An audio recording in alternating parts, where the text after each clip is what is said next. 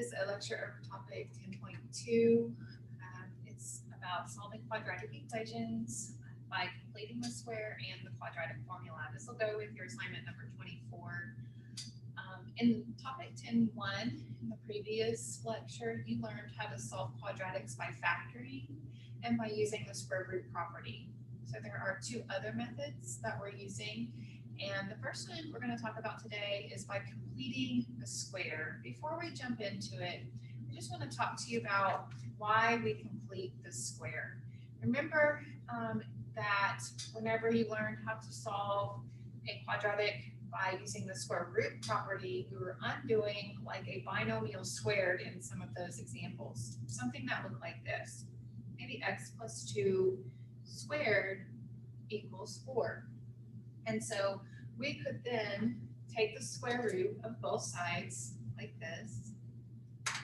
So we have x plus 2 equals a positive 2 and x plus 2 equals a negative 2. Because remember, when you take the square root of our number, it could be a positive or a negative. And then we solved. So we could subtract 2 on this one. So we find that x equals 0. Subtract 2 on this one. So x could equal a negative 4. So those could be our two solutions for that. So what is happening now is we want to create a perfect square trinomial so that it does factor to a binomial squared. So a perfect square trinomial might be something like this: x squared plus, let's see, 4x plus 4, and then we could say equals 4 for right now. So this is a perfect square trinomial already, okay? We could factor that into x plus 2 times x plus 2, right? Using same signs, could we make a 4 for a middle term? 2 times 2 is 4, and if they're both positive, it would add up to 4. So this was a perfect square trinomial. First and last terms are perfect square numbers. So it can factor to a binomial squared, matching what we did up top.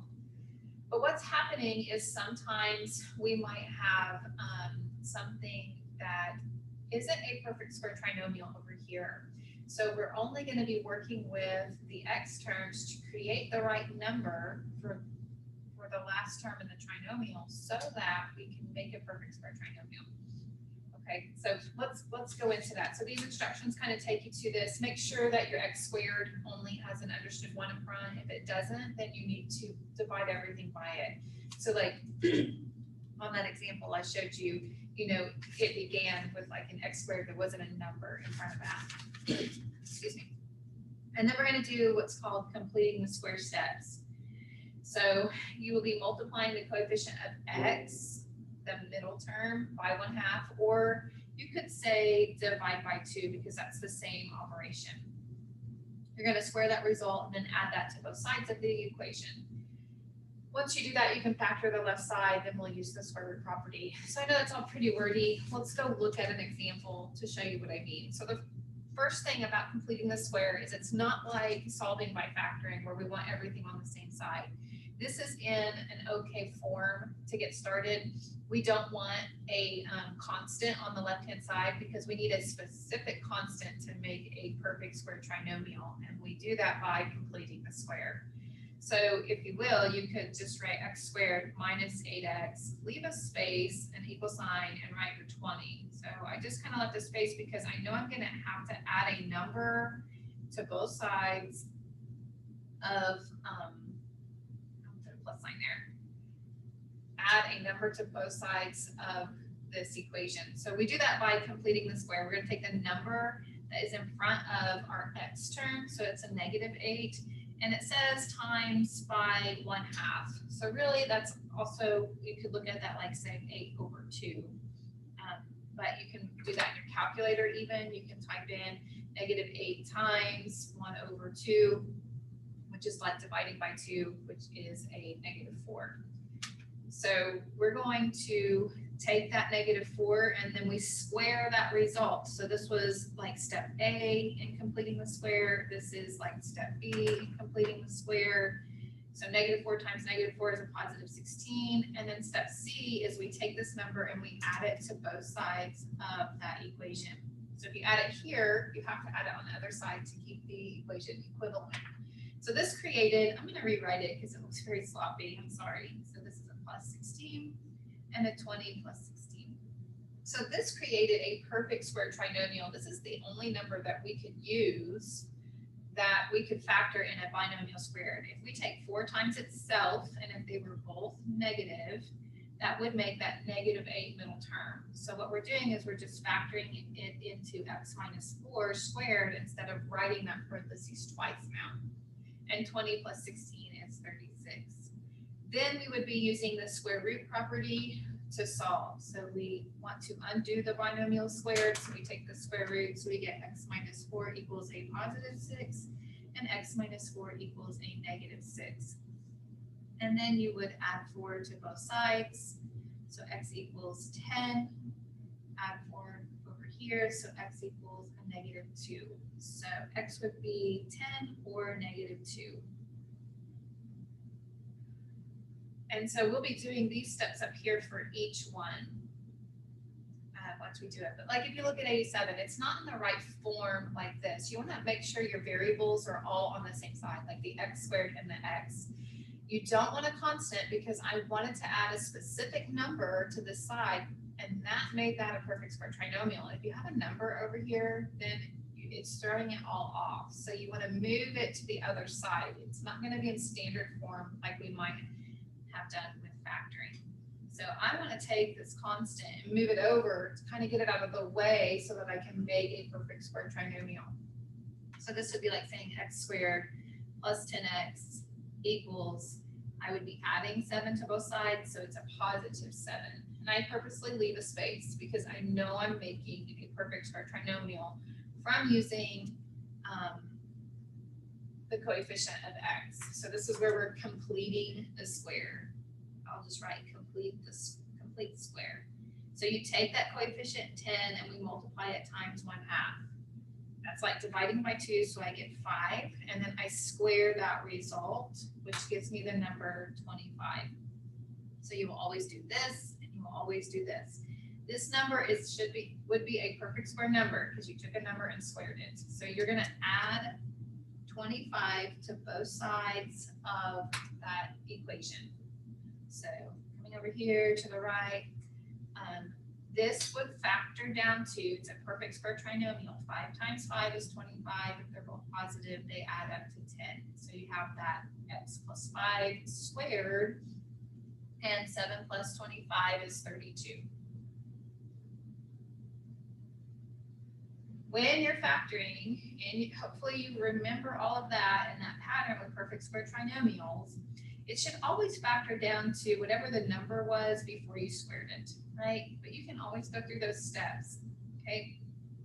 And if it's a positive middle term, it'll always have a plus sign.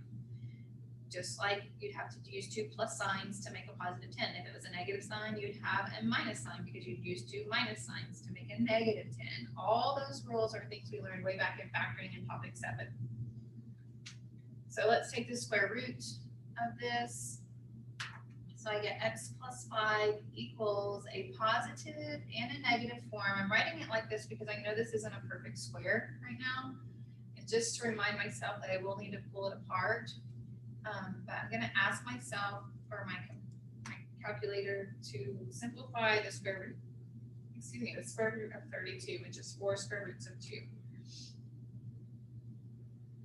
Okay, so I still need to isolate x. So that means I need to move it over. So I'm subtracting. But remember when we learned about adding and subtracting radicals? This is a whole number. This is a term that has a radical. So you could write -5. And you could put a plus and a minus 4 square roots of 2 if you're doing it by hand on paper and not in WebAssign. But I will tell you, this indicates 2 solutions, and in WebAssign, they don't have a plus and a minus button or tool. I wish they did. So in WebAssign, what you're going to have to do is in the box, you're going to have to write -5 plus 4 square roots of 2, comma -5 minus 4 square roots of 2. And so you'll write them both as two separate statements because that's what they really are. Sometimes when we see this plus or minus, we confuse it and think it's one solution, but really it's two solutions because the plus and minus sign between those two terms. Okay, again, this is a quadratic, so you should always have two solutions. At least, like this is x squared, that means two solutions. Another example, this is one where, first of all, I like to go ahead and make sure my x terms are isolated. So I have 2x squared plus 12x, leaving a space, equals a positive 144, because when you add it over, it becomes positive. But remember that rule, if there's a number in front of the x squared, you're going to want to divide that out. And it's not really like factoring technically, so you don't have to put it in front of anything. So you just say x squared plus 6x equals 2 goes into 144 72 times. So you're just trying to get rid of the coefficient in front of x squared first. Then we can go do completing the square. I'm going to write complete the square. So these are the steps that you have to do. So after this is isolated, these are the steps that hopefully you're picking up on. So I'm taking that coefficient of x, 6, and I'm going to multiply it times 1/2, which gives me 3. Then I take that 3 and I square that number, and that is the number 9. So I'm going to add 9 to both sides of that equal sign. So 9 is a perfect square number. That's what we want to add to both sides because that made a perfect square trinomial. That way, when we factored it, we're just saying x plus 3 squared equals 72 plus 9 is 81. Remember, 3 times 3 is 9. A positive 3 and a positive 3 make the positive 6. Okay, so hopefully you're picking up on that. You can write it out as x plus 3 twice, but then you have to combine it like this because the next step, you have to do the square root property. And so you can see that you have x plus 3 equals a positive 9 and x plus 3 equals a negative 9. And then we finish solving. So I'd be subtracting 3 from both sides. So x equals 6. Subtracting 3. So x equals a negative 12. About wrote 2 and negative 12. So x equals 6 and a negative 12. Looking at another example, example 89. So my x terms are good. There's not a constant over there with it. The problem that we have here is that we need to get rid of the number in front of the x squared. So what we have is x squared plus 3x equals 4 goes into 36 9 times.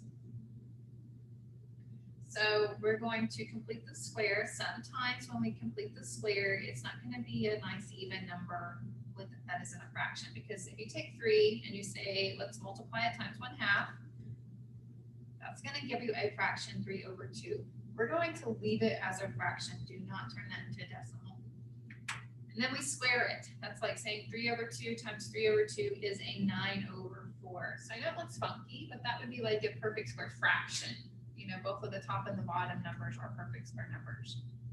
And you can tell your calculator to do that for you too, but I just took 3 times 3 is 9, 2 times 2 is 4, applied the exponent to both. So you are adding that to both sides. The nice thing is you don't necessarily have to worry about all the fraction work because your calculator will add fractions for you. The factoring might seem weird here, but just like with all the others, you're going back to, in the parentheses, whatever the number was before you squared it.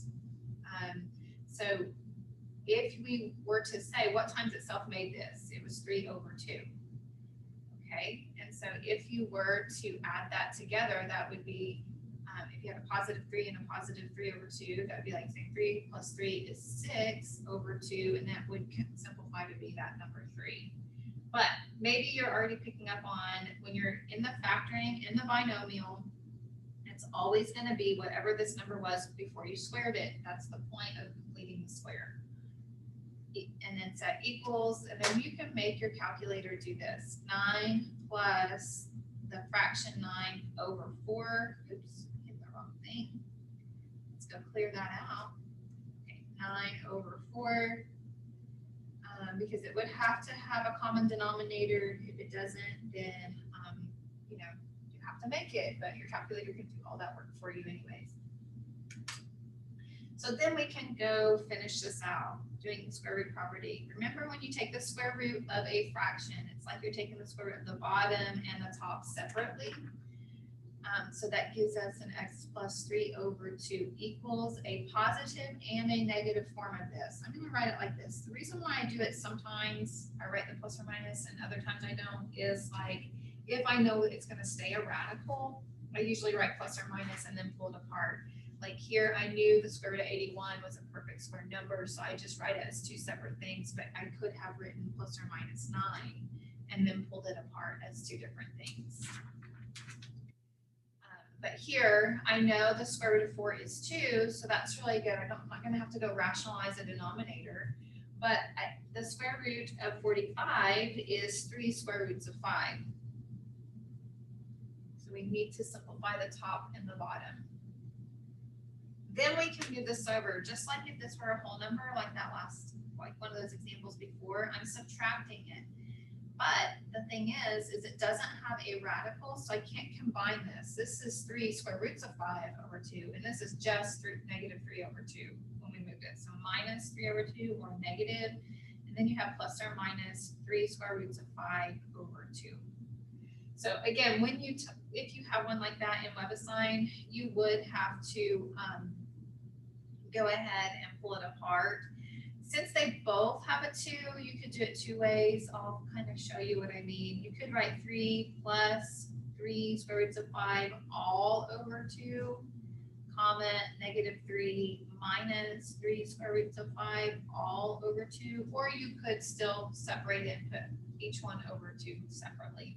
I think that's a little bit easier. I guess you're eliminating writing two things.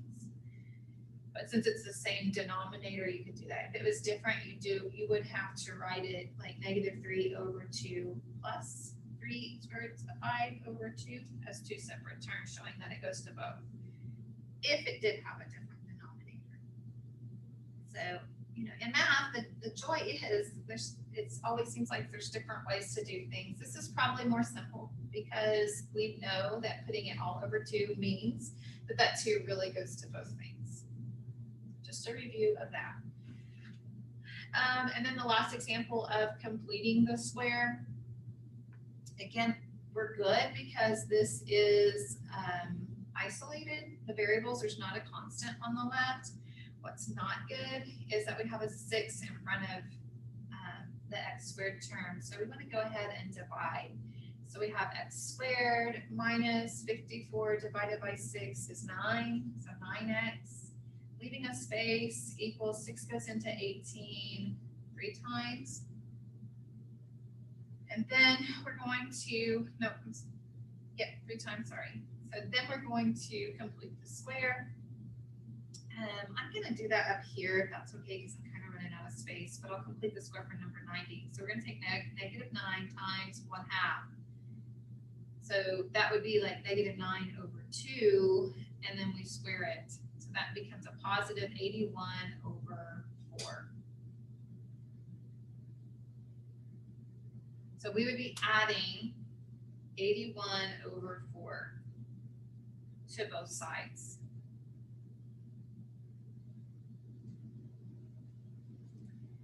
And then we go back to factoring, similar to what you just did. So I know that if I take negative 9 over 2 times negative 9 over 2, that made a positive 81 over 4, right? So since we're saying to make the middle term, you're adding or subtracting, since they're same signs, you're adding. If they were both negative, which they are, you're adding that together. That would be like a negative 18 over 2. And when you divide, that would be that negative 9 middle term, right? So it seems more complicated because it's fractions, but it's all the same thing. But you don't have to do that. When you go factor into your binomial, if it's a fraction, especially, just take it back to the number that you had before you squared it. So x minus 9 over 2 in a parentheses squared equals, then you're going to have to say 3 plus your 81. Oh, that's why I keep hitting the wrong thing. 81 over 4 gives you 93 over 4. Make sure I plug that in right, yes. So then we will take the square root of both sides to undo that. So that's like saying x minus 9 over 2 equals, the square root of 4 is 2. And then we'll say the square root of 93 is just the square root of 93. And remember, that's a plus or a minus. So don't forget that, especially when it's a radical. It doesn't simplify entirely. Sometimes we forget that. So technically, if you're writing this out, if you move this over, you're adding, so it became a positive 9 over 2 plus or minus the square root of 93 over 2.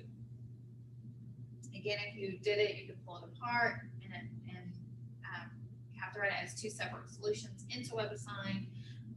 And since they have the same denominator, you technically could put it all over 2 to kind of simplify your writing just a little bit.